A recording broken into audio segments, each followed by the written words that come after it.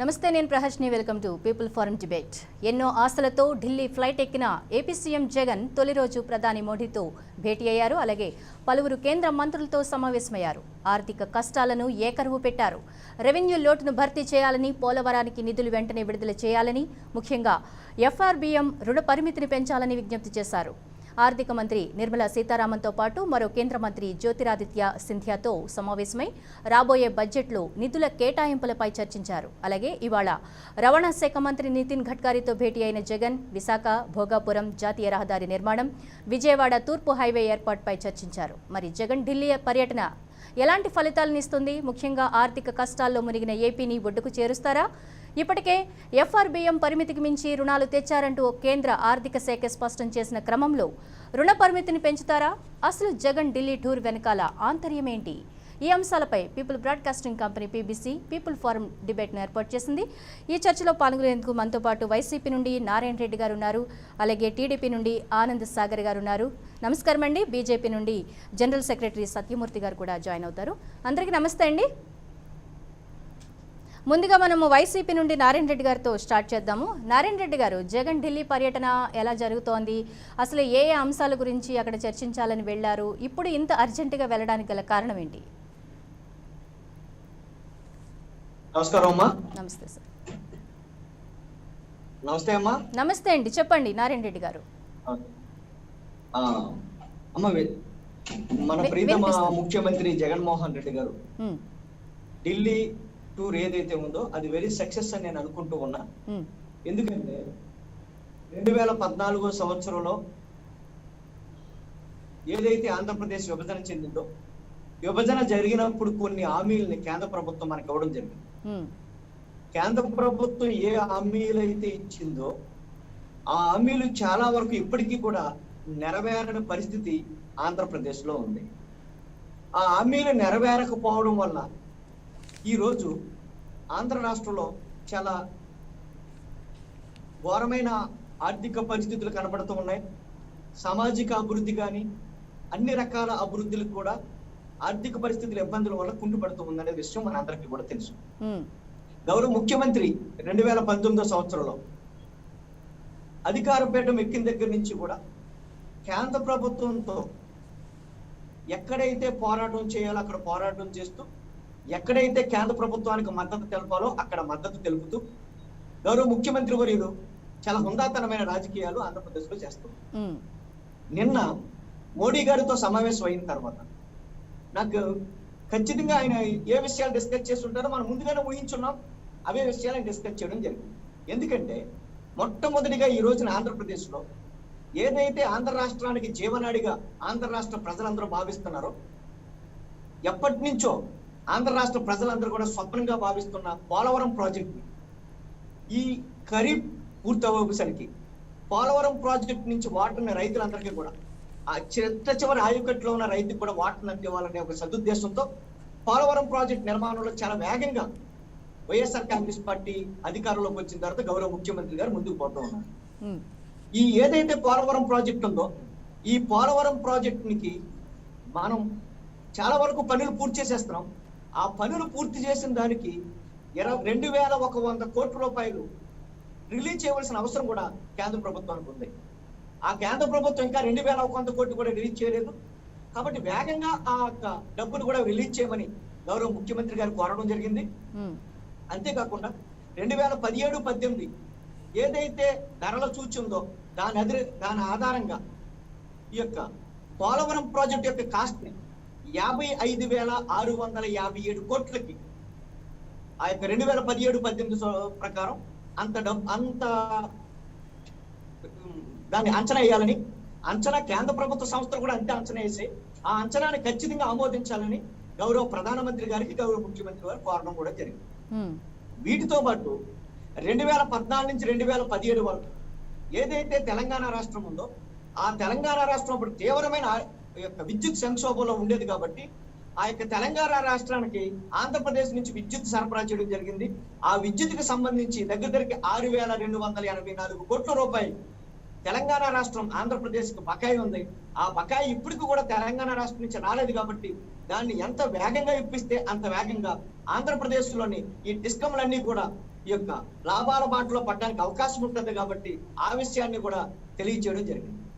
ముఖ్యంగా ఏదైతే 2020-21 సంవత్సరం ఉందో, ఫైనాన్షియల్ ఇయర్ ఉందో, ఆ ఫైనాన్షియల్ ఇయర్ లో భారతదేశమే కాదు ప్రపంచం అంతా కూడా పాండమిక్ కండిషన్ అంటే కరోనా వల్ల చాలా తీవ్రమైన ఇబ్బందులు ఎదుర్కొని ప్రతి రాష్ట్రం, దేశం అన్ని కూడా ఆర్థికంగా వెనుకకు పోనే, తిరోగమనంలోకి పోనే. ఆ 2020-21లో కేంద్ర ప్రభుత్వం కూడా ఏదైతే మన జీడిపి ఉందో, దేశం యొక్క జీడిపి ఉందో, ఆ జీడిపిలో 11% వాళ్ళు కూడా అప్పులు చేయడం జరిగింది. ఆ పరిస్థితుల్లో ఏదైతే ఆంధ్రప్రదేశ్ కూడా ఇబ్బందుల్లో ఉంది కాబట్టి ఈ కోవిడ్ టైంలో ప్రతి రాష్ట్రం కూడా FRBM యాక్ట్ ప్రకారం దగ్గర 4.5% మనం జీడిపిలో మనం అప్పు తెచ్చుకోవచ్చని కూడా కేంద్ర ప్రభుత్వం వెసులుబాటు కల్పించింది. అలాంటి వెసులుబాటు కల్పించినప్పుడు ఈ యొక్క ఏదైతే ఆంధ్రప్రదేశ్ విభజన జరిగిన తర్వాత ఆర్థికంగా ఎరుగుబడిపోయి ఉంది. అంతేకాకుండా 2014 నుంచి ఏదైతే రెవెన్యూ లోటు ఉందో ఆ రెవెన్యూ లోటు కూడా కేంద్ర ప్రభుత్వం ఇస్తానని ఇప్పుడు కూడా కేంద్ర ప్రభుత్వం రెవెన్యూ లోటు ఇవ్వలేదు. అంతేకాకుండా ఆంధ్రప్రదేశ్ ఏర్పడినప్పుడు తీవ్రమైన ఆర్థిక లోటుతో ఆంధ్రప్రదేశ్ ఏర్పడదు. ఇవన్నిటిని భర్తీ చేయవలసిన పరిస్థితి కేంద్ర ప్రభుత్వం మీద ఉంది. అంతేకాకుండా 2014 నుంచి 2019 వరకు గౌరవ మాజీ ముఖ్యమంత్రి నారా చంద్రబాబు నాయుడు గారు ఈ యొక్క ఆంధ్రప్రదేశ్ యొక్క GSDPలో 28% అప్పులు చేయడం వల్ల ఈ యొక్క ఏదైతే FRBM యాక్ట్ ఉందో ఆ FRBM యాక్ట్ లో ఆంధ్రప్రదేశ్ ఉన్న రుణ పరిమితిని కేంద్ర ప్రభుత్వం తగ్గించేసింది. అంటే తెలుగుదేశం ప్రభుత్వం చేసిన ఆ యొక్క అప్పులకి ఇప్పుడు ప్రభుత్వం బాధ్యత వహించవలసిన పరిస్థితి ఏర్పడింది. ఇలాంటి ఈ యొక్క కరోనా లాంటి తీవ్రమైన ఆర్థిక వెనుకబాటుదారం ఉన్న పరిస్థితుల్లో మీరు ఈ యొక్క ఆంధ్రప్రదేశ్ మీద ఇలాంటి చర్య తీసుకోవడం వల్ల ఆంధ్రప్రదేశ్ పురోభివృద్ధికి అంతరాయంగా ఉంటుంది. ఆంధ్రప్రదేశ్ లో ఉన్న పేదవారిని, అంతేకాకుండా ఆరోగ్య పరిస్థితులు మెరుగుపరచడానికి, హాస్పిటల్ సౌకర్యాలు మెరుగుపరచడానికి మాకు రుణ పరిమితిని పెంచవలసిన అవసరం కూడా ఖచ్చితంగా మీకు ఉంది. ఎందుకంటే ఆంధ్రప్రదేశ్ యొక్క GSDPలో మేము దగ్గర 42,500 కోట్ల రూపాయలు రుణాన్ని తెచ్చుకునే అవకాశం ఉంది.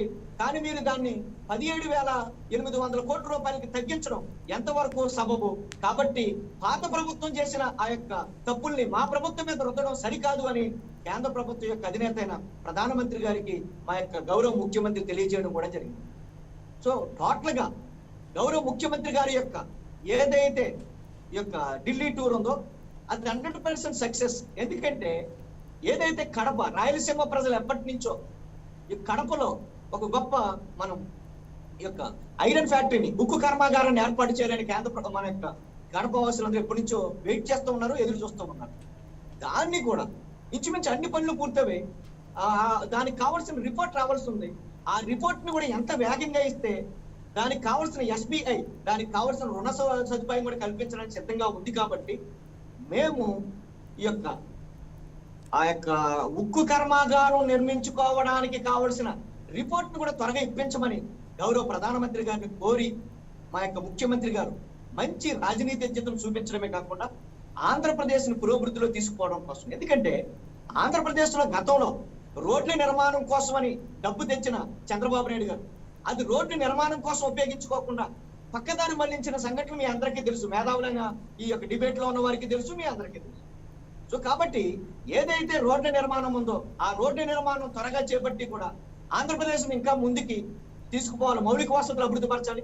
ఏదైతే భోగాపురం ఎయిర్పోర్ట్ ఉందో ఆ ఎయిర్పోర్ట్ కి కావాల్సిన ఆ ల్యాండ్ కి కావాల్సిన పర్మిషన్స్ ఉన్నాయి కాబట్టి ఆ పర్మిషన్స్ కూడా త్వరగా ఇచ్చినట్లయితే విశాఖపట్నంలో ఒక అంతర్జాతీయ విమానాశ్రయం ఏర్పాటు చేసే అవకాశం కూడా ఉంటది అని ఇవన్నీ కూడా ఈ యొక్క కేంద్ర ప్రభుత్వం యొక్క అధినేత అయిన ప్రధానమంత్రి గారికి తెలియచేయడం, అలాగే రోడ్డు రవాణా శాఖ మంత్రి అయిన గడ్కరీ గారికి, అరే ఎవరైతే మన యొక్క ఆర్థిక శాఖ మంత్రి ఉందో నిర్మలా సీతారామన్ గారికి, ఇలాంటి వారందరికీ కూడా ఆంధ్రప్రదేశ్ యొక్క ఆర్థిక పరిస్థితులు ఏ విధంగా ఉన్నాయి, ఆ ఆర్థిక పరిస్థితులు ఏదైనా కొద్దిగా కుంటుపడుతున్నాయంటే దానికి కారణం గత ప్రభుత్వాలు ఏ విధమైన చర్యలు తీసుకోవడం ఇబ్బంది అయింది.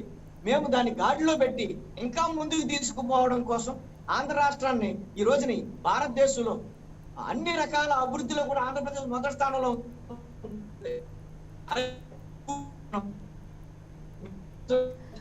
ఓకే అండి. టీడీపీ నుండి మనకి ఆనంద్ సాగర్ గారు కూడా ఉన్నారు. మీ ఆడియో కొంచెం డిస్టర్బెన్స్ వస్తుంది, ఒక్కసారి సిగ్నల్స్ కొంచెం ప్రాబ్లం ఉన్నట్టుంది చూడండి. నారాయణ రెడ్డి గారు, ఆనంద్ సాగర్ గారితో మాట్లాడదాం. ఆనంద్ సాగర్ గారు నమస్తే అండి. ఇప్పుడు ఆంధ్రప్రదేశ్ ఉన్నటువంటి ఆర్థిక స్థితిగతులకి కారణం గత ప్రభుత్వము అని చెప్పేసి నారాయణ రెడ్డి గారు అంటున్నారు. అలాగే ఎఫ్ఆర్బిఎం రుణ పరిమితి కూడా పెంచాలంటూ జగన్ సర్కార్ చేస్తున్న విజ్ఞప్తి వెనుకున్నటువంటి అసలు కారణాలు ఏంటి? ఇప్పుడు వీటన్నిటికీ గత ప్రభుత్వము చేసినటువంటి చర్యల వల్లే ఇంతటి ఆర్థిక సంక్షోభం ఏపీలో నెలకొంది అంటున్నారు. దీని గురించి మీ పార్టీ తరపున మీరు ఏం చెప్పాలనుకుంటున్నారు? ఆనంద్ సాగర్ గారు.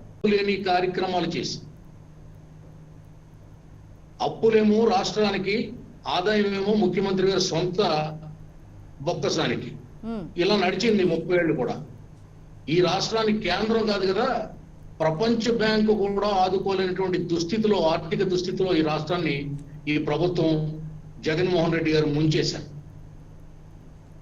మా ఉద్దేశం ఏంటంటే, ఆయన రాష్ట్రం ఏమైపోయినా ఆయనకి బెంగ గాని భయం గాని ఏమీ లేదు. రాష్ట్రం మీద ఆయనకి ప్రేమ గాని అభిమానం గాని ఏమీ లేదు. ప్రజలు ఆయన మీద ప్రేమ పెట్టుకుని పాపం 151 సీట్లు కట్టబెట్టారు. 23 మంది ఎంపీలు ఇచ్చారు. ఇంకా రాజ్యసభ ఎంపీలు కలుపుకుంటే 28 మంది ఎంపీలు ఉన్నారు.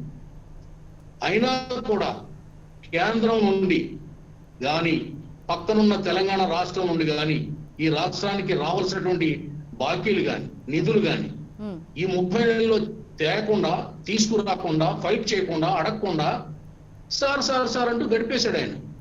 పుణ్యకాలం ముగిసిపోవచ్చింది. కొత్త డ్రామా, మళ్ళీ ప్రజలను ఆకట్టుకోవాలి, బుట్టలు వేసుకోవాలి, ఎన్నికలకు వెళ్ళాలి, ముందస్తుగా గెలవాలి. ఇది ఆయన. దానికి మరొకటి ఏంటంటే, నిధుల కంటే కేసులు మాఫీ,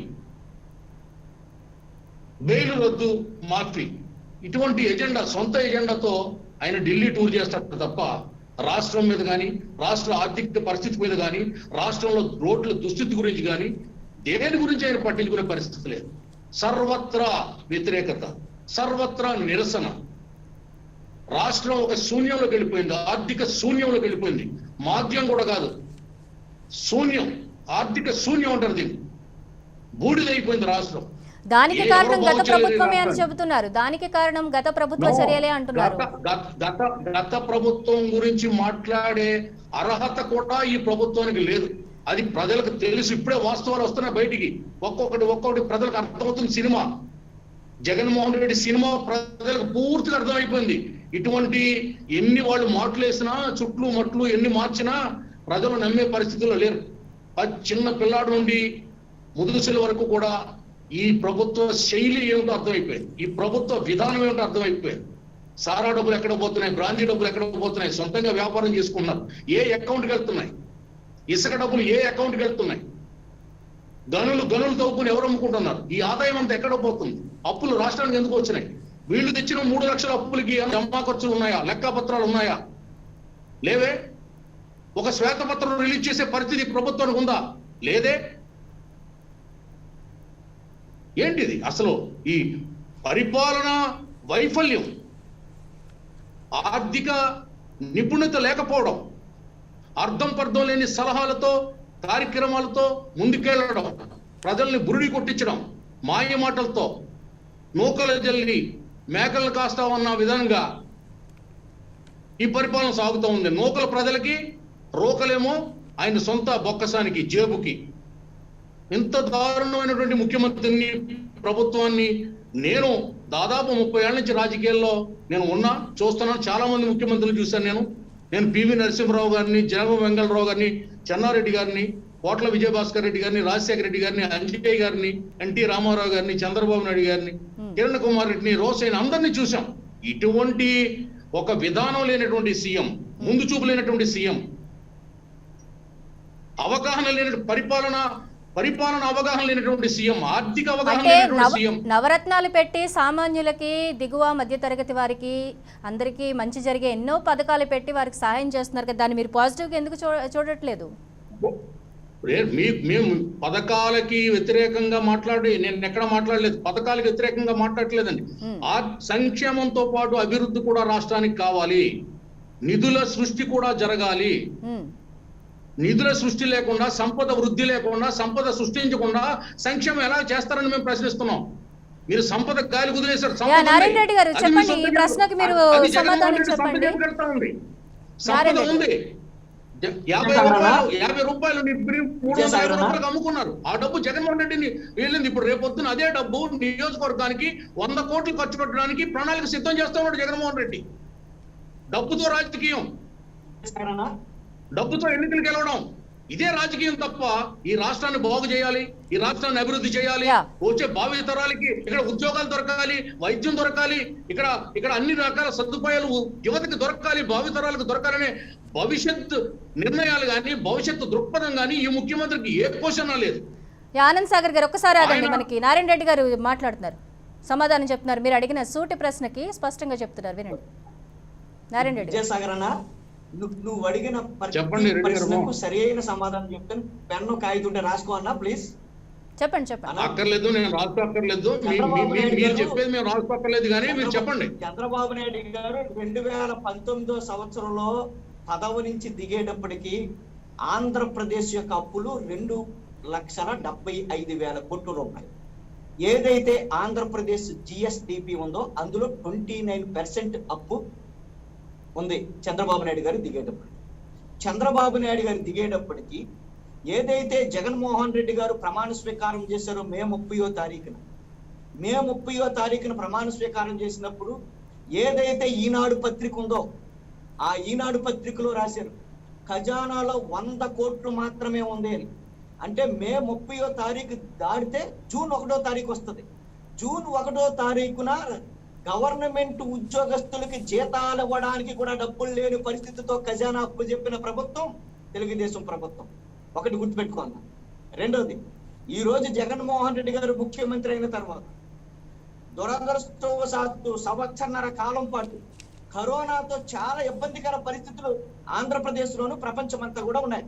అలాంటి పరిస్థితుల్లో కూడా ఏ మాట అయితే ఇచ్చాడో నవరత్నాలని జరుపుతానని, సామాజిక అభివృద్ధి, సామాజిక అసమానతలను తప్పించి పేదవారి యొక్క జీవితాల్లో అప్లిఫ్ట్మెంట్ ఇస్తానని ఏదైతే మాట ఇచ్చారో ఆ మాట ప్రకారం ఈ రోజున మీరు 2,75,000 కోట్ల రూపాయలు అప్పు చేసిస్తే ఈ రోజు ఆంధ్రప్రదేశ్ అప్పు 4 లక్షల కోట్లు. నేను ఒప్పుకుంటాను 100%. ఆ 1,25,000 కోట్ల రూపాయలు మీరు తీసుకుంటే ఆ 1,25,000 కోట్ల రూపాయల్లో 1,09,000 కోట్ల రూపాయలు డీబీటీ డైరెక్ట్ బెనిఫిషరీ ట్రాన్స్ఫర్ ద్వారా ఏదైతే అర్హులైన పేదవారు ఉన్నారో వారందరికీ సంక్షేమ పథకాలు ఇస్తున్న ఏకైక.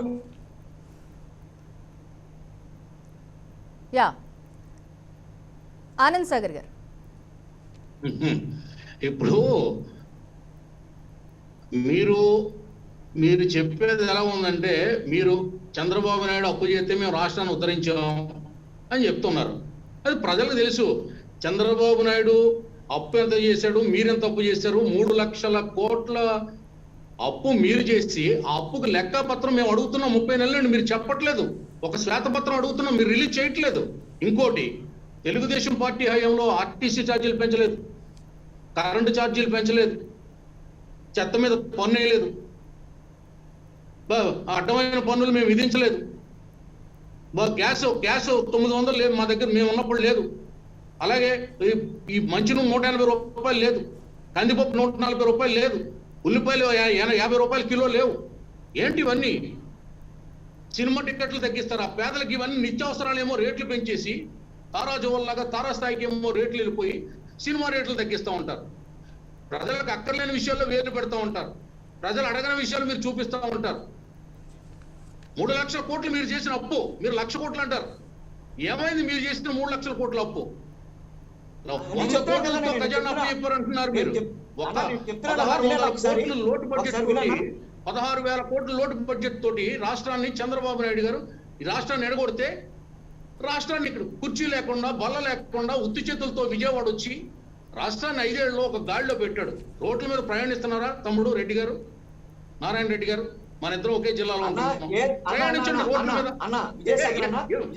మీరు ఏదో చెప్తున్నారు. 1,000 కోట్లు పెడితే రోడ్లు రిపేర్ కావా? 1,000 కోట్లు పెడితే రోడ్డుకి రిపేర్. ఉండండి, మీరు మాట్లాడకూడదు, నేను మాట్లాడతాను. మీరు మాట్లాడినప్పుడు నేను మాట్లాడకూడదు, మధ్యలో డిస్టర్బ్ చేయకూడదు. మీరు మాట్లాడిన తర్వాత నేను మాట్లాడిన కౌంటర్ నో ప్రాబ్లం. మాట్లాడండి ఆనంద్ సాగర్ గారు, కంప్లీట్ చేయండి, ఆయన ఆగారు. రోడ్లు కనీసం మీరు ఒకటే సూట్లు అడుగుతున్నా, ఒక్క రోడ్డు మీద గొంతు కూడా పూడ్చారా మీరు? గుప్పుడు మట్టేసి ఏం మీరు చేసిన అభివృద్ధి? ఎక్కడైనా ఒక బిల్డింగ్ కట్టారా? అసలు కాంట్రాక్టర్ మీ ప్రభుత్వం చూసి పారిపోతున్నాడు. ఒక కాంట్రాక్టర్ రావట్లేదు. చిన్న పని చేయడానికి 1 లక్ష రూపాయలు పని చేయడానికి కూడా కాంట్రాక్టర్ రాని పరిస్థితి ఈవేళ రాష్ట్రంలో ఉందంటే ఎవరి వైఫల్యం అండి? చంద్రబాబు నాయుడు వైఫల్యమా? 100% చంద్రబాబు నాయుడు గారు వైఫల్యమే అన్న. మీరు ఢిల్లీలో చెప్ప చేతితో పట్టుకుని దేహి దేహి అని తిరుగుతున్నారు. ఇంకా ఏం మాట్లాడతారు మీరు? దేహి మీరు చెప్పేదానికి ప్రతిదానికి ఎవరని చెప్తాను, లోపాలు ఎక్కడ జరిగే కూడా చెప్తా. నేనేం దాట వేసే వైఖరి ఉన్నవాడు కాదన్న, కరెక్ట్గా చెప్తా. మీకు తెలిసి మాకు తెలియంది మీకు లేదు, మీకు తెలిసింది మాకు లేదు. మీరు ఎన్ని మేకప్లు చేసినా, మీరు ఎన్ని సర్జరీలు చేసినా, మీరు ఎన్ని రంగులు పూసినా ఇవన్నీ కూడా ప్రజలు నమ్మే పరిస్థితులు లేరు. తెలుగుదేశం పార్టీ క్లియర్ కట్ గా చెప్తా ఉంది, ముఖ్యమంత్రికి పరిపాలన చేత కాదు, ఆర్థిక నిపుణత ఈ ముఖ్యమంత్రికి లేదు, తెలివితేటలు లేవు, రాష్ట్రాన్ని ఆర్థికంగా నిలబెట్టే ఆలోచన విధానం ఈ ముఖ్యమంత్రి దగ్గర లేదు అనేది తేట తెల్లమైపోయిందని ప్రజలంతా ముక్త కంఠంతో చెప్పుకుంటున్నారు.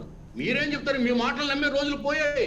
మీరు ముద్దులు పెట్టారు, పగులించుకున్నారు, బోల్డ్ కార్యక్రమాలు చేశారు. పాదయాత్రలో మీరు ముద్దు మీద ముద్దు పెట్టారు, బొగ్గలు గిల్లారు, సరే యా ఆనంద్ సాగర్ గారు, నారాయణ రెడ్డి గారు మీ ప్రశ్నకు సమాధానం చెప్తారన్నారు. మీరు ఒకసారి ఆగండి. మీ నటన కౌశలం ముగిసిపోయింది రెడ్డి గారు. మీ పరిపాలనకు తెరపడబోతుంది రెడ్డి గారు. ఇంక ఈ రాష్ట్రంలో మిమ్మల్ని సహించే శక్తి గాని భరించే శక్తి గాని ప్రజలకు లేదు. ప్రజలు గోవులు అనుకుంటే గత్తులు మారిపోతాయి. అది ఒక్కటి మాత్రం మైండ్ లో పెట్టుకోండి. మీ వైసీపీ పార్టీ, మీ ముఖ్యమంత్రి, మీ ప్రభుత్వం, మీరందరూ కూడా ఒక్క దళితుడిని క్లాస్ 1 కాంట్రాక్టులు చేస్తారని చెప్పారు. దళితుల్లో క్లాస్ 1 కాంట్రాక్టర్లు ఉన్న కాంట్రాక్టులు పారిపోతున్నారు మీ రాజ్యంలో, మీ ఇలాకాలో, మీ పరిపాలనలో, మీ రాజ్యాంగంలో. ఒక్క దళితుడు అన్న క్లాస్ 1 కాంట్రాక్టులు చేశారా? ఉన్న కాంట్రాక్టులకి డబ్బులు ఎవరు మీరు? ఈ మీ పరిపాలన. ఓకే, నారాయణ రెడ్డి గారు మాట్లాడండి. ఒక నిమిషం ఆగండి. ఆనంద్ సాగర్ గారు, మీరు ప్రశ్నలు సంధిస్తున్నారు, ఆయనకి టైం ఇవ్వట్లేదు, మీరు కొంచెం టైం ఇవ్వండి. ఒక నిమిషం. ఎస్సీ కార్పొరేషన్ ద్వారా చంద్రబాబు నాయుడు వేలాది ఇన్నోవా కార్లు ఇచ్చారు. 2 లక్షల రూపాయలు చెప్పిన లక్షలాది మందికి లోన్లు ఇచ్చారు. ఏది ఎస్సీ కార్పొరేషన్ 3 ముక్కలు చేశారు. 3 రూపాయలు ఉన్నాయా ఆ కార్పొరేషన్ లో? ఎస్టీ కమిషన్ చంద్రబాబు నాయుడు 96లో పెట్టాడు. దాన్ని 2 ముక్కలు చేశారు. 2 చైర్మన్లకు ఇచ్చారు. చైర్మన్లు ఎక్కడ ఉన్నారు? ఆఫీసులు ఎక్కడ ఉన్నాయి? ఎక్కడన్నా ఎస్సీల మీద దాడులు ఈవేళ 780 దాడులు జరిగాయి రాష్ట్రంలో ఎస్సీల మీద. ఆ కమిషన్ ఎక్కడన్నా మాట్లాడుతుందా? ఒక కేసు బుక్ చేశారా? ఒక పోస్ట్ మార్టం రిపోర్ట్ ఉందా? ఒక ఎంక్వైరీ ఉందా? ఏముంది దళితులకి ఇక్కడ? మామూలు అని మోసం చేసి దళితుల్ని, కోటి ఓట్ల దళిత ఓట్లతో పీఠమెక్కి దళితులను వెన్నుపోటుపడుతున్నటువంటి ఈ ముఖ్యమంత్రిని గురించి ఇంకా మీరు మాకు చెప్తే వినే పరిస్థితి మా దగ్గర లేదు. సరైన గుణపాఠం చెప్తాం. రాబోయే రోజుల్లో ఈ ముఖ్యమంత్రికి, ఈ పార్టీకి సమాధి కడతాం. తెలుగుదేశం పార్టీ తరఫున ఈ రాష్ట్రంలో ఉన్నటువంటి 1 కోటి మంది దళితులని చెప్తా ఉన్నా ఈ సందర్భంగా. ఓకే, నారాయణ రెడ్డి గారు ప్లీజ్ ఆయనకు ఒక ఛాన్స్ ఇవ్వండి. ఆనంద్ సాగర్ ఒక నిమిషం ఆగండి, ఆయన కూడా మాట్లాడండి. ఆనంద్ సాగర్ గారు, ఆనంద్ సాగర్ అన్న, దళిత ద్రోహి ముఖ్యమంత్రి, ఆనంద్ సాగర్ అన్న, 32,000 కోట్ల రూపాయలు ఈ డబ్బు ఏమైపోయింది? నేను చెప్పేది వినన్నా. ఎవరైనా దళిత కులంలో పుడతారా, ఎవరైనా దళిత కులంలో పుడతానికి ఇష్టపడతారా అని చెప్పింది ఎవరో తెలుసన్నా? నారా చంద్రబాబు నాయుడు. దళితులకు శుద్ధి శుభ్రంగా ఉండదని చెప్పిన వాళ్ళు ఎవరన్నా తెలుసన్నా? మీ పార్టీలో మంత్రిగా చేసిన ఆదినారాయణ రెడ్డి అన్న ఏమన్నా ఊరికే చెప్పేస్తామన్నా? దళితుల్ని చాలా హీనంగాను ఏదో లో ప్రొఫైల్ ఉన్న వ్యక్తులుగాను చూసే పార్టీ తెలుగుదేశం పార్టీ అన్న, గుర్తుపెట్టుకో అన్న. ఊరికే దళితుల గురించి ఏంటన్నా చెప్పేస్తావు? దళితులకి పెద్దపీట వేసి, దళితులకి ఈ రోజున ఒక దళిత మహిళకు హోంశాఖ మంత్రి అవడమే కాకుండా దళితులకి అనేక పదవులు కట్టిపెట్టి వారికి రాజకీయ భవిష్యత్తు ఇచ్చిన ఏకైక పార్టీ వైఎస్ఆర్ కాంగ్రెస్ పార్టీ. దళితుల గురించి మాట్లాడడం నువ్వు తగవన్నా, మీ పార్టీ తగదన్నా. దళితుల గురించి మాట్లాడడం మీ పార్టీ తగదన్నా. ఎందుకంటే దళితుల్ని దారుణ ఈరేంటన్నా ఇంకా చెప్పేది తెలుగుదేశం పార్టీ. రెండోది ఇంకో మాట చెప్తేనేనన్నా, నువ్వు ఇందాక మాట్లాడుతావు రాష్ట్రం అభివృద్ధిలో వెనుకబడిపోయిందని. ఎక్కడ అభివృద్ధిలో వెనుకబడిపోయిందన్నా? చంద్రబాబు నాయుడు ఏ అభివృద్ధి చేశాడన్నా? నేను చెప్తాను చూడ, మా వైఎస్ఆర్ కాంగ్రెస్ పార్టీ ఈ యొక్క రాష్ట్ర ప్రభుత్వం ఏ అభివృద్ధి చేసిందో. 16,000 కోట్ల రూపాయలు పెట్టి 16,000 కోట్ల రూపాయలు పెట్టి దగ్గర 15 నుంచి 16 మెడికల్ కాలేజీలు కట్టబోతున్నామన్నా. కట్టడానికి అంతా కూడా రంగం సిద్ధమైపోయింది. అలాగే దగ్గరికి వేల కోట్లు ఖర్చు పెట్టి భావనపాడు అవనివ్వండి, ఈ యొక్క మచిలీపట్నం అవనివ్వండి, అలాగే రామాయపురం కావనివ్వండి, ఈ యొక్క పోర్ట్లన్నీ కడుతున్నామన్నా. ఇది అభివృద్ధి కాదన్నా? మెడికల్ కాలేజీలు కట్టడం అభివృద్ధి కాదన్నా? మరి అభివృద్ధి అంటే ఏంటన్నా? అభివృద్ధి అంటే ఈ రోజుని అనేక పరిశ్రమలు ఈ యొక్క ఆంధ్రప్రదేశ్కి తలుపు తట్టి మరీ వస్తున్నాయన్నా. ఎందుకు వస్తున్నాయన్నా? సుస్థిరతమైన పాలన అందిస్తాడు జగన్మోహన్ రెడ్డి గారు. జగన్మోహన్ రెడ్డి గారి యొక్క పరిపాలనలో ఖచ్చితంగా అభివృద్ధిలోకి ముందుకు పోతుంది. ఈ ఆంధ్రప్రదేశ్ యొక్క బ్రాండ్ ఇమేజ్ ని పడగొట్టడం కోసం మీ తెలుగుదేశం పార్టీ, మీ తెలుగుదేశానికి అనుకూలమైన ఎల్లో మీడియా ఎన్నో తప్పుడు కోతలు, ఎన్నో తప్పుడు రాతలు, ఎన్నో తప్పుడు మాటలు, ఎన్ని కూసినా, ఎన్ని రాతలు రాసినా, ఎన్ని మాటలు మాట్లాడినా ప్రజలు విశ్వసించే పరిస్థితి లేదు. ఈ రోజు తెలుగుదేశం పార్టీ పూర్తిగా సమాధి దశలోకి పోయింది. మీ పార్టీకి ఇంకా అసలు భవిష్యత్తు లేదు. గుర్తుపెట్టుకున్నా, మీ పార్టీకి నాయకుడే లేదన్న. పార్టీ తర్వాత పెడదాం. మీ పార్టీకి నాయకుడే లేదు. జగన్మోహన్ రెడ్డి గారి నాయకత్వాన్ని మాట్లాడే హక్కు, అర్హత తెలుగుదేశం పార్టీ నాయకులకి లేదు అని ఘంటాపథంగా చెప్తూ ఉన్నా.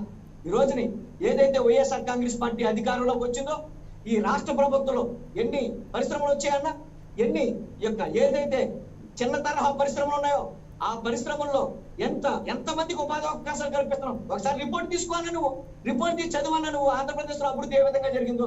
ఏదో ఆ ఎల్లో మీడియా చెప్తుంది, అది మనం కూడా డిబేట్ లో మాట్లాడుతాం అనుకోకన్నా. ఏదైనా సరే వాస్తవంగా ఆ రిపోర్ట్లు చూడండి, రిపోర్ట్ల ప్రకారం మాట్లాడన్నా. నేను రిపోర్ట్లు పడతాను, నువ్వు రిపోర్ట్లు పడి అన్నా. ఈ రోజుని మనం బిజినెస్ విషయంలో కానీ దేని విషయంలో అయినా సరే ఆంధ్రప్రదేశ్ మొదటి స్థానంలో ఉంది. ముఖ్యమంత్రి మొదటి స్థానంలో ఉన్నాడు. ఎందుకున్నాడన్నా? సామాజిక అభివృద్ధి జరుగుతోంది, ఆర్థిక అభివృద్ధి జరుగుతుంది, సంక్షేమ అభివృద్ధి జరుగుతుంది. ఈ రోజుని కరోనా లాంటి అత్యంత కరువు పరిస్థితుల్లో, అత్యంత ఇబ్బంది పరిస్థితుల్లో కూడా ప్రజల్ని ఆదుకుని నేనున్నానని ధైర్యం చెప్పిన ఏకైక ముఖ్యమంత్రి జగన్మోహన్ రెడ్డి గారు. మీరు ఇందాక ఆరోగ్య పరిస్థితి హీనంగా ఉంది అని అంటూ ఉన్నారు. ఎక్కడ హీనంగా ఉందన్న? భారతదేశం మొత్తం మీద తీసుకుంటే జిల్లా ఆసుపత్రుల్లో ఉండవలసిన వైద్యుల కంటే ఎక్కువ వైద్యులున్న రాష్ట్రాల్లో మన రాష్ట్రం 2-3 స్థానాల్లో ఉందన్న. మన కేజీహెచ్ భారతదేశంలోని మొదటి స్థానంలో ఉందన్న. ఎంతకంటే ఏం కావాలన్నా పరిపాలనా దక్షత. అనేక మంది పేదవారికి అంటే అన్న ఏదైనా ప్రభుత్వం ఎవరికి కావాలన్నా ప్రభుత్వం ఎవరికి కావాలి? ప్రభుత్వం అనేది ఎప్పుడు కూడా ఎస్సీలకి, ఎస్టీలకి, బీసీలకి, అగ్ర కులాలలో పేదవారికి, మైనారిటీలకి, మహిళలకి, రైతులకి వీళ్ళకి ప్రభుత్వం యొక్క సహాయం కావాలి. డబ్బున్న వారు పని కోసం ప్రభుత్వం మీద ఆధారపడకుండా తన పని తానే చేసుకోగలరు. ఎవరైతే బిలో పావర్టీ లైన్ లో ఉన్నారో, ఎవరైతే ఎదుగుబడిన వర్గాలు ఉన్నారో, ఎవరైతే మహిళా వర్గాలు ఉన్నాయో, ఎవరైతే చిన్న పరిశ్రమల వర్గాలు ఉన్నారో వాళ్ళందరికీ ప్రభుత్వ సాయం అవసరం. అలాంటి వారందరికీ నేనున్నానని హక్కుని చేర్చుకున్న ప్రభుత్వం ఈ యొక్క జగన్మోహన్ రెడ్డి గారి ప్రభుత్వం. అలాగే వ్యాపారస్తులు కూడా ఎక్కడ ఇబ్బంది కలగకుండా వారికి ఇవ్వాల్సిన రాయితీలు వారికి ఇస్తుంటూ ఈ యొక్క అనేక పరిశ్రమలు ఆంధ్రప్రదేశ్ లోకి రావడానికి కావాల్సిన ఏర్పాట్లన్నీ చేస్తూ వారికి కావాల్సిన సబ్సిడీలు, వారికి కావాల్సిన రాయితీలు ఇస్తున్న ఏకైక ప్రభుత్వం వైఎస్ఆర్ కాంగ్రెస్ పార్టీ ప్రభుత్వం. దీని గురించి ఏం మాట్లాడతారన్నా? మీరు ఏం మాట్లాడతారన్నా? ఈ యొక్క రాష్ట్ర ప్రభుత్వం యొక్క పనితీరు గురించి అన్నా? సినిమా టికెట్లు తగ్గించారా? సినిమా టికెట్లు తగ్గిస్తే తెలుగుదేశం వారు ఎందుకన్నా అంత గోలెట్టేస్తున్నారు? సినిమా టికెట్లు తగ్గిస్తే, సినిమా టికెట్లు తగ్గించడం వల్ల మధ్య తరగతి వారు, దిగువ మధ్య తరగతి వారు, పేదవారు అందరూ థియేటర్లకు వెళ్ళి సినిమా చూడగలుగుతారు. వారి కోసం టికెట్ల రేటు తగ్గించడం జరిగింది. అంతే తప్ప ఏదో ఎవరి మీద కక్షతోనో ఎవరి మీద దేనితోనో చేయవలసిన పరిస్థితి జగన్మోహన్ రెడ్డి గారికి లేదు. జగన్మోహన్ రెడ్డి గారు రాజకీయాల్లోకి వచ్చిన దగ్గర నుంచి కూడా ఏ వ్యక్తిని విమర్శించిన దాఖలాలు, తన పని తను చేసుకుంటూ పోతున్న రాజనీతిజ్ఞుడు, స్టేట్స్మెన్. నారాయణ రెడ్డి గారు, ఇప్పుడు రాష్ట్ర ఆర్థిక పరిస్థితి గురించి ప్రధానికి జగన్ తప్పుగా సమాచారం అందించారు అన్నది టీడీపీ వాళ్ళ మనకి ప్రధానంగా కనబడుతున్నటువంటి అంశం. ఎందుకు తప్పుడు లెక్కలు చెప్తున్నారు ప్రధానికి అని? వాళ్ళు ఎందుకు ఇలా తప్పుడు ఆరోపణలు చేస్తున్నారు, ఆలోచనలు చేస్తున్నారు? అమ్మా, నాకు ఆ తప్పుడు మేము ఏమి తప్పులు చెప్పామో ఒకసారి చెప్పానమ్మా. మీరన్నా సరే మేము ఏం తప్పులు చెప్పాం కేంద్ర ప్రభుత్వానికి మీరు చెప్పండి అమ్మా. మేము చెప్పిన తప్పులు చెప్పండి. ప్రధానంగా టీడీపీ వాళ్ళు ఆరోపిస్తున్నారు. అంటే అక్కడ ఉన్నటువంటి మేము చాలా పెద్దగానే వాళ్ళకి అన్ని లోటు బడ్జెట్ లేకుండానే ఇచ్చి వచ్చాం బయటికి. కానీ ఇప్పుడు వీళ్ళ సంక్షేమ పథకాలు పెట్టి అందరికీ డబ్బులు పంచిపెట్టేసి వాళ్ళ స్వప్రయోజనాల కోసము, పార్టీ కోసము వాళ్ళు ఫండ్స్ రిలీజ్ చేసుకుని ఇవన్నీ కూడా మిస్యూజ్ అవుతున్నాయి తప్పించి నిజంగా పేదలకు అందట్లేదు అన్నది ఒక ప్రధానమైనటువంటి అంశం ఇక్కడ. ఎందుకు ఒక్క డౌట్ అప్పుల పాలు అయ్యింది ఏపీ? ఎందుకు ఇప్పుడు ఆర్థికంగా రెవెన్యూ లోటుని అలాగే ఆర్థిక కష్టాలని కొని తెచ్చుకుంది? ఎందుకు ఈ స్థితిలోకి ఏపీ వెళ్ళిపోయింది? దీనికి కారణం వైఎస్ జగన్ కాదా అన్నది ప్రధానంగా వినిపిస్తున్నటువంటి అంశం. వైఎస్ జగన్ ఆర్థిక లోటుకి కారణం కానే కాదు. 2014లో ఎప్పుడైతే రాష్ట్ర విభజన జరిగిందో, రాష్ట్ర విభజన జరిగినప్పుడు మన రాష్ట్రంలో 58% జనాభా ఆంధ్ర రాష్ట్రానికి వస్తే ఆంధ్రప్రదేశ్కి ఇచ్చిన ఆర్థిక పరిస్థితులు 45%. అంటే 58% జనాలున్న రాష్ట్రానికి 45% ఆర్థిక వనరులు ఇచ్చారు. కేవలం 42% ఉన్న వారికి మిగతా 55% ఇచ్చారు. అంటే ఆంధ్ర రాష్ట్ర విభజన జరిగినప్పుడే పార్షియాలిటీ, ఖచ్చితంగా పారదర్శకత లోపించిన విభజన జరిగింది. అంతేకాకుండా ఆంధ్ర రాష్ట్రానికి విభజన జరిగినప్పుడు ఏదైతే స్పెషల్ స్టేటస్ ఇస్తానన్నారో ఆ స్పెషల్ స్టేటస్ రాకపోవడానికి కారణం చంద్రబాబు నాయుడు గారు. మాకు స్పెషల్ స్టేటస్ అక్కర్లేదు, స్పెషల్ ప్యాకేజ్ కావాలి, మా మంత్రులకి మాకు డబ్బు సంపాదించుకోవాలంటే ప్యాకేజ్ కావాలి, మాకు స్పెషల్ స్టేటస్ అక్కర్లేదు అని చెప్పిన ముఖ్యమంత్రి నారా చంద్రబాబు నాయుడు గారు. ఆయన స్పెషల్ స్టేటస్ వద్దన్నాడు కాబట్టే ఈ రోజు ఆంధ్ర రాష్ట్రానికి రావాల్సిన పరిశ్రమలు రాయితీలు ఇవ్వలేని కారణంగా పరిశ్రమలు రాలేకపోయినాయి. కాబట్టి ఆ రోజు స్పెషల్ స్టేటస్ కావాలని గలమెత్తి కేంద్ర ప్రభుత్వం మీద పోరాటం చేసిన ఏకైక ముఖ్యమంత్రి, ఏకైక వ్యక్తి జగన్మోహన్ రెడ్డి గారు. అవునే కాదో చెప్పండి మీరే. జగన్మోహన్ రెడ్డి గారికి రాష్ట్ర ప్రయోజనాలే ముఖ్యం, రాష్ట్రంలో ఉన్న ప్రజల ప్రయోజనాలే ముఖ్యం. అంతే తప్ప నారా చంద్రబాబు నాయుడు గారి లాగా పార్టీ ప్రయోజనాలు, వ్యక్తుల ప్రయోజనాలు, క్యాపిటలిస్టుల ప్రయోజనాలు యొక్క జగన్మోహన్ రెడ్డి గారికి అవసరం లేదు. ఈ రోజు ఈ ఆర్థిక పరిస్థితి ఎలా జరిగిందంటే కారణం చంద్రబాబు నాయుడు గారు కాదమ్మా. ఏదైతే చంద్రబాబు నాయుడు గారు ముఖ్యమంత్రిగా ఉన్నప్పుడు పోలవరానికి వచ్చిన డబ్బంతా కూడా ఎక్కడ పెట్టారమ్మా? అది గతంలో పోలవరానికి 1000 కోట్ల రూపాయలు అవసరం లేదు అన్న జగన్ ఇప్పుడు 53,000 కోట్లు కావాలి అని అడుగుతున్నారు. ఇది తప్పు కాదా అని ప్రశ్నిస్తున్నారు. మరి దీనిపై మీరేమంటారు? అది తప్పు కాదమ్మా. 2017, 2018 ధరల సూచి ప్రకారం కేంద్ర ప్రభుత్వ సంస్థలే అంచనా వేసి చెప్పినవి. అది రాష్ట్ర ప్రభుత్వం చెప్పింది కాదు, కేంద్ర ప్రభుత్వ సంస్థలు అంచనా వేసే. అక్కడ జగన్మోహన్ రెడ్డి గారు కానీ రాష్ట్ర ప్రభుత్వ అధికారులకి సంబంధం లేదు. ఖచ్చితంగా 55,657 కోట్ల రూపాయలు కూడా అంచనా వేసింది కేంద్ర ప్రభుత్వం. ఏదైతే తెలుగుదేశం ప్రభుత్వంలో పోలవరానికి డబ్బు ఇచ్చారో ఆ పోలవరానికి ఇచ్చిన డబ్బులన్నీ కూడా మిస్యూజ్ చేయడమే కాకుండా, మీకు ఒక మాట చెప్తా, ఏదైతే మనం పోలవరం యొక్క కుడి కాలం ఉందో, పట్టుసీమ ప్రాజెక్ట్ ఉందో, ఆ పట్టుసీమ ప్రాజెక్టుకి ఎంత డబ్బు ఖర్చు పెట్టారమ్మా? చంద్రబాబు నాయుడు కాలంలో 900 కోట్ల రూపాయలు అవ్వాల్సిన దాన్ని 1400 నుంచి 1600 కోట్ల రూపాయలు ఖర్చు పెట్టింది చంద్రబాబు నాయుడు గారు కాదమ్మా. ప్రతి చోట కూడా నేను ఒక మాట చెప్తా, ఇంకో మాట చెప్తా మీకు. చెప్పండి. 2,75,000 కోట్ల రూపాయలు అప్పు చేశాడు అంటాం. ఈ 2,75,000 కోట్ల రూపాయలు అప్పు చేసిన దానికి చంద్రబాబు నాయుడు గారు ఎక్కడ పెట్టుబడి పెట్టారు?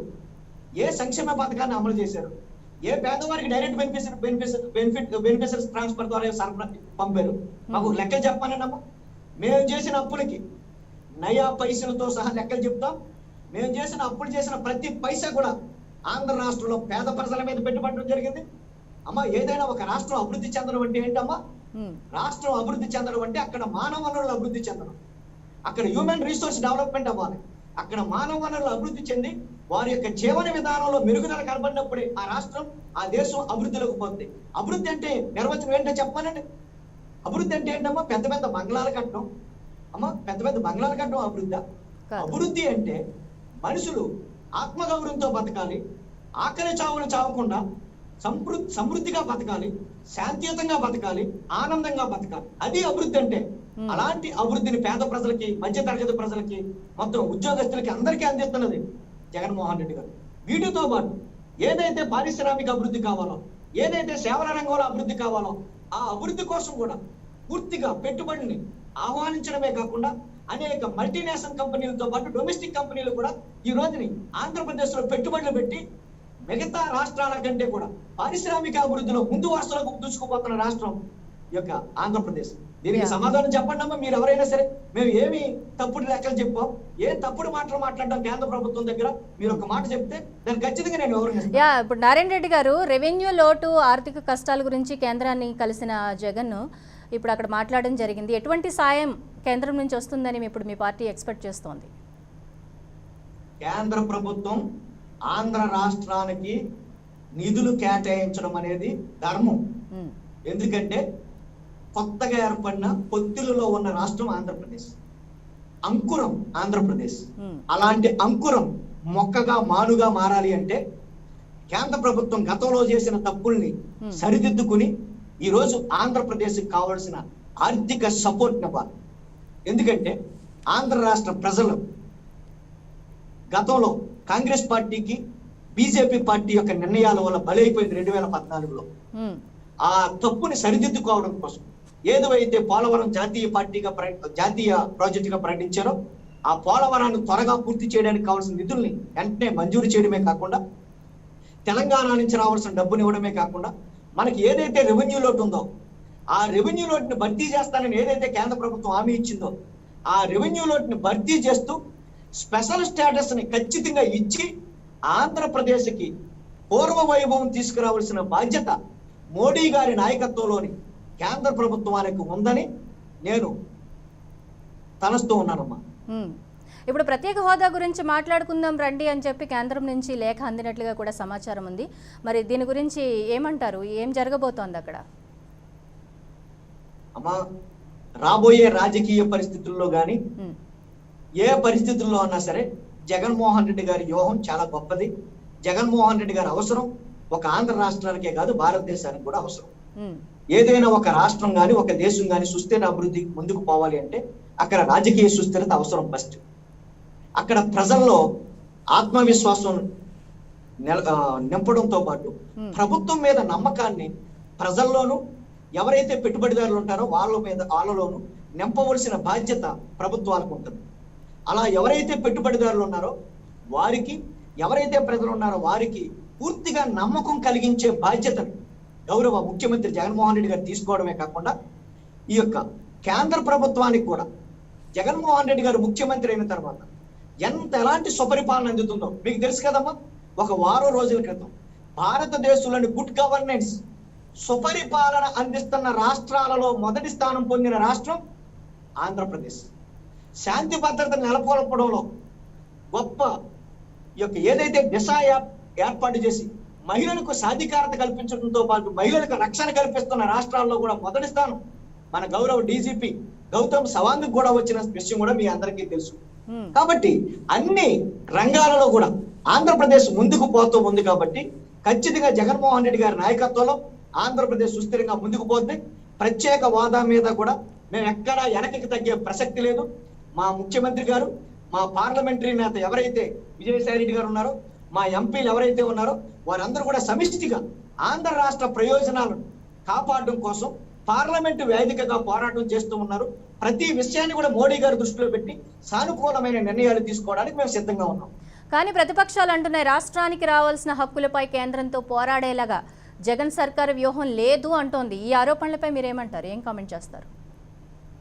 మరి మాకు పోరాడే వ్యూహం లేకపోతే స్పెషల్ స్టేటస్ ఇస్తామని లేక మాకెందుకు వస్తుందమ్మా? మాకు పోరాడే వ్యూహం లేకపోతే మోడీ గారు మా యొక్క ముఖ్యమంత్రి గారితో సమావేశం ఏర్పాటు చేసి మేము చెప్పిన ప్రతి దానికి కూడా సానుకూలంగా ఎందుకు స్పందిస్తారమ్మా? అంటే తెలుగుదేశం పార్టీ ప్రతిపక్షాలకి ఏదో విమర్శ చేయాలి, ఉనికిని కాపాడుకోవాలి.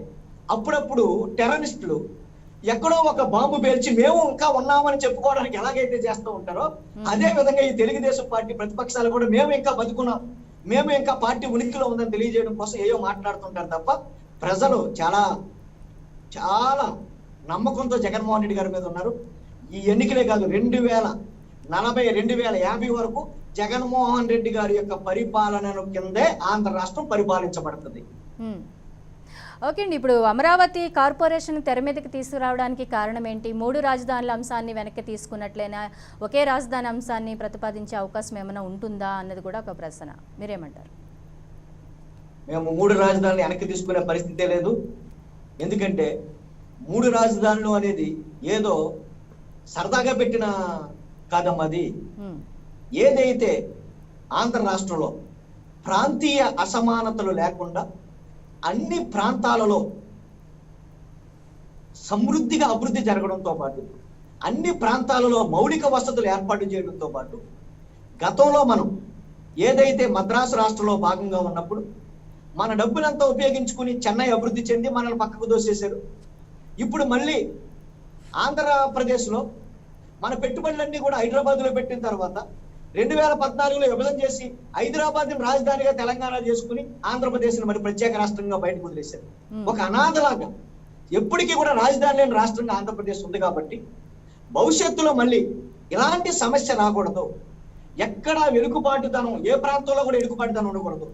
రాయలసీమలో వెనుకబాటుతనం ఉంటే ప్రత్యేక రాయలసీమ కావాలని ఉద్యమం రావడం, ఉత్తరాంధ్రలో వెనుకబాటుతనం ఉంటే ప్రత్యేక ఉత్తరాంధ్ర కావాలని ఉద్యమం రావడం, ఇలాంటి పరిస్థితులు భవిష్యత్తులో వస్తాయి. కాబట్టి ఇలాంటి పరిస్థితులు రాకుండా సమ్మిళితమైన అభివృద్ధి, ద కాంప్రిహెన్సివ్ డెవలప్మెంట్ కావాలి అంటే ఈ యొక్క ఆంధ్ర రాష్ట్రాన్ని నలు చెరలా కూడా అభివృద్ధి చేయాలి. అందుకే 3 రాజధానులు ఏర్పాటు చేయాలనే ఉద్దేశంతో మేము 3 రాజధానులు పెట్టాం తప్ప ఏదో అమరావతిని మేము కించపరచాలి. అమరావతిని ఎంత కించపరిచామమ్మా? అమరావతి ఇప్పటికీ కూడా రాజధానేగా, ఎప్పటికీ అమరావతి రాజధానే. శాసనసభకు సంబంధించి ఏదైతే ఉందో ఆ రాజధాని అమరావతి ఉంటుంది ఎప్పటికీ. ఎగ్జిక్యూటివ్ రాజధానిగా విశాఖపట్నం ఉంటుంది, జ్యుడిషియల్ రాజధానిగా ఎప్పుడు కూడా కర్నూలు ఉంటుంది. ఈ 3 వాటిని కూడా సమ్మిళితమైన అభివృద్ధి చేసుకుంటూ మేము ముందుకు పోతాం. ఎలాగైతే విశాఖపట్నం కార్పొరేషన్ ఉందో, ఎలాగైతే తిరుపతి కార్పొరేషన్ ఉందో, అలాగే అమరావతిని కూడా ఒక ప్రత్యేక కార్పొరేషన్ గా ఏర్పాటు చేసినట్లయితే అక్కడ కూడా స్థానిక స్వపరిపాలన, ఏదంటే అక్కడ కూడా ప్రతి పరిపాలన వికేంద్రీకరణ జరిగింది. కాబట్టి ఆ విధంగా అమరావతిని కూడా కార్పొరేషన్ గా ఏర్పాటు చేయాలని ఆలోచన. నారాయణ రెడ్డి గారు, వైఎస్ జగన్ గారు పునరాలోచించుకుంటాం 3 రాజధానుల విషయంలో అనేసి జీవోని వెనక్కి తీసుకున్నారు కదా, దీని గురించి ప్రజలకు ఒక స్పష్టత రావాలి అంటే ఇంకా ఎంతకాలం వెయిట్ చేయాల్సి ఉంటుంది రాజధాని అంశంలో?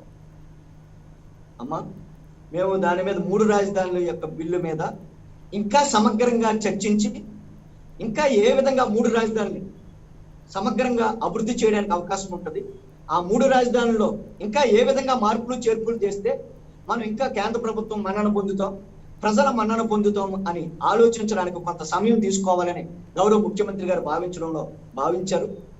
త్వరలోనే రాబోయే కొద్ది కాలంలోనే జగన్మోహన్ రెడ్డి గారు మళ్ళీ ఈ 3 రాజధానుల మీద మాట్లాడతారు.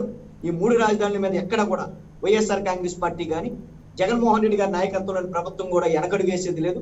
ఖచ్చితంగా ఏదైతే పరిపాలనా వికేంద్రీకరణకు ప్రాధాన్యత ఇస్తున్నామో, ఏదైతే సమ్మిళిత అభివృద్ధి రాష్ట్రంలో అన్ని ప్రాంతాలని సమ్మిళిత అభివృద్ధికి ప్రాధాన్యత ఇస్తున్నామో దానికి వైఎస్ఆర్ కాంగ్రెస్ పార్టీ రాష్ట్ర ప్రభుత్వం కట్టుబడి ఉందని నేను చెప్తున్నాను.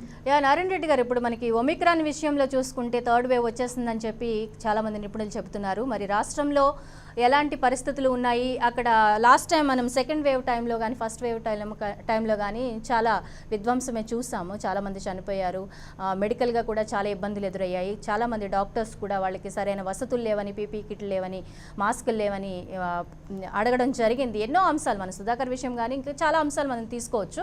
అయితే ఇప్పుడు ఒమిక్రాన్ని తట్టుకోవడానికి, దాన్ని ఎదిరించడానికి ప్రభుత్వం ఎలా రెడీ అవుతోంది, ప్రజల్ని ఎలా కాపాడబోతోంది? అమ్మ, కరోనా అనేది ఒక ఘోరమైన పెను విపత్తు. చెప్పా చేయకుండా జనం మీద, రాష్ట్రం మీద, దేశం మీద, ప్రపంచం మీద దాడి చేసిన ఒక విపత్తు అది. ఆ విపత్తులో ఎదుర్కోవడానికి ఎవరూ సన్నద్ధంగా లేదు, ప్రపంచం మొత్తం అంతా కూడా.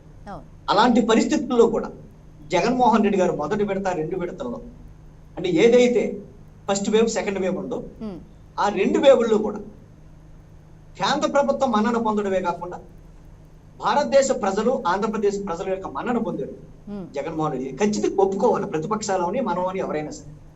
ఎందుకంటే ఆక్సిజన్ మొత్తం దేశం అంతా కూడా కొరత ఏర్పడినా మన రాష్ట్రంలో ఏర్పడలేదని నేను అన్నాం. మన రాష్ట్రంలో కూడా కొద్దిగా ఏర్పడింది.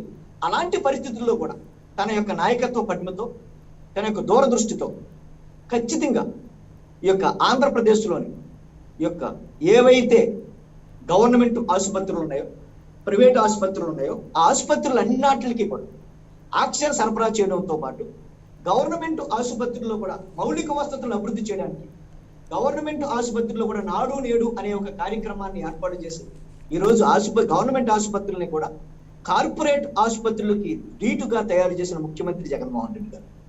కాబట్టి రాబోయే ఒమిక్రాన్ తీవ్రత ఆంధ్రప్రదేశ్ మీద ఏ విధంగా ఉన్నదనేది ఇంకా అంచనా వేయలేకపోయినా, ప్రస్తుతం కేసులు తక్కువగా నమోదవుతున్నప్పటికీ సంక్రాంతి లాంటి ఈ ఫెస్టివల్స్ రాబోతున్నాయి. ఎలాగా ఆంధ్రాలో సంక్రాంతి అంటే చాలా చక్కగా చేసుకుంటారు అందరూని, ఈ కోడి పందాలని అవి ఇవి అన్నీ మనకి తెలిసిందే. సో ఈ నేపథ్యంలో ప్రభుత్వం ఎలాంటి చర్యలు తీసుకోబోతోంది, ప్రజలను ఎలా అప్రమత్తం చేయబోతోంది, ప్రజలను ఎలా కాపాడబోతోంది? ఆల్రెడీ ముఖ్యమంత్రి గారు దీని మీద ఆలోచన చేస్తూ ఉన్నారు. ఎందుకంటే ఆంధ్రప్రదేశ్లో కరోనా సెకండ్ వేవ్ కూడా మార్చి నెలలో స్టార్ట్ అయింది తల్లి.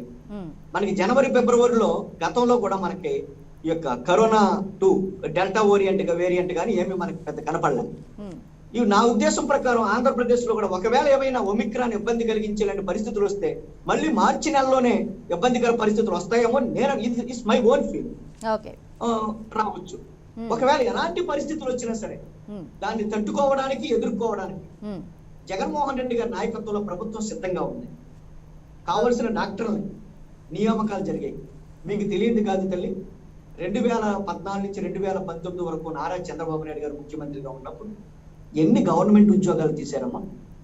పట్టుమని 10,000 ఉద్యోగాలు కూడా తీసిన పాపాన పోలే.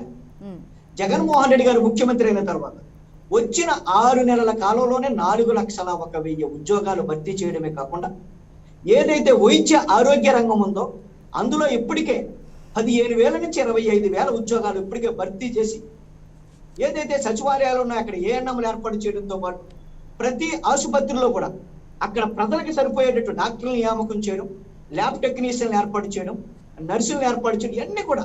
ఎందుకంటే భారతదేశంలో ఒక ఆంధ్రప్రదేశ్ అనేది ఒక మెడికల్ హబ్ గా తయారవ్వాలి. అది ప్రైవేట్ రంగంలో కాదు, గవర్నమెంట్ రంగంలో కూడా మనం యొక్క మెడికల్ హబ్ గా తయారవ్వాలి అని 16 మెడికల్ కాలేజీలు నిర్మాణం చేయడమే కాకుండా ప్రతి ఆసుపత్రిలో కూడా మౌలిక వసతులు అభివృద్ధి చేయడానికి కృతనిశ్చయంతో ఉన్నాడు మన ముఖ్యమంత్రి. కాబట్టి ఒమిక్రాన్ లాంటి ఉపద్రవం మన మీద పడినా సరే తట్టుకోవడానికి కావలసిన వనరులన్నీ సమకూర్చుకుని ఆంధ్రప్రదేశ్ భారతదేశంలోనే 1, 2, 3 స్థానాల్లో ఉంది ఈ రోజుని. ఏమిటి? వ్యాక్సినేషన్ ఇచ్చే కార్యక్రమంలో ఒకేసారి 1 కోటి వ్యాక్సిన్స్ కూడా మనం చేసి మన సత్తా ఏంటో కూడా మనం నిరూపించుకున్నాం కేంద్ర ప్రభుత్వం దగ్గర కానీ భారతదేశంలో కానీ. కాబట్టి రేపు రాబోయే ఒమిక్రాన్కి ఈ రోజే జాగ్రత్త పడిన ముఖ్యమంత్రి జగన్మోహన్ రెడ్డి గారు.